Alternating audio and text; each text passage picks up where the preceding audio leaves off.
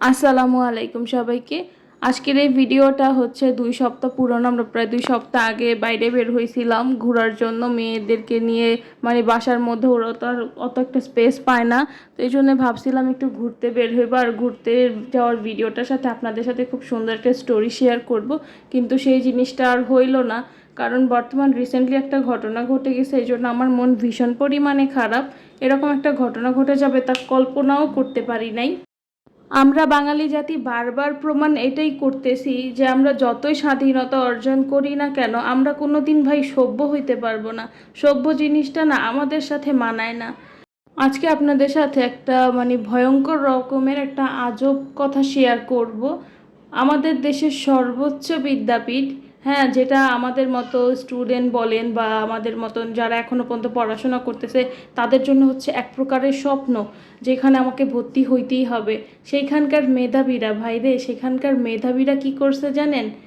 ভাত খাওয়ার বিনিময়ে একটা মানুষকে মানুষকে তার জীবনটা দিয়ে দিতে হয়েছে।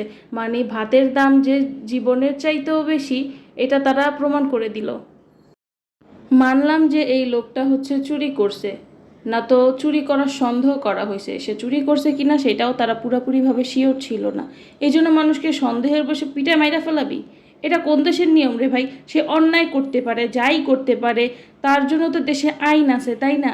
দেশের আইনের উপরে তো আর তোরা কিছু করতে পারিস না। এখন এই জন্য লোকটারে এইভাবে পিটায় মারবি? আর মারার কি নমুনা! মানে প্রথমে তাকে এক চোট পিটাইলো, পিটানোর পরে আবার তারা কি করলো, তারা আবার মন ভরে হচ্ছে খাবার খাইতে দিল। খাবার খাওয়ানোর পরে তারা এবার কি কাজ করলো, আবার গণধোলাই দিল। এমন পরিমাণ পিটাইলো যে একেবারে তার জীবনটা তারা কায়রা নিয়ে গেছে। আল্লাহ যেন আর কাউকে এরকম ভয়াবহভাবে না, মৃত্যু যেন আর কাউরেই না দেয়। এত পরিমাণ কষ্ট লাগছে। আমার কাছে মনে হয়েছে যে না, আপনাদের সাথে এটা জিনিসটা শেয়ার করি। ভুল হইলে আমাকে মাফ করে দিবেন। আর মেধাবী হইলেই না মানুষ হওয়া যায় না। মানুষ হওয়ার জন্য একটা সুস্থ মস্তিষ্ক আর হচ্ছে একটা ভালো বিবেক আর একটা সুন্দর মনের প্রয়োজন, যেটা সবার থাকে না।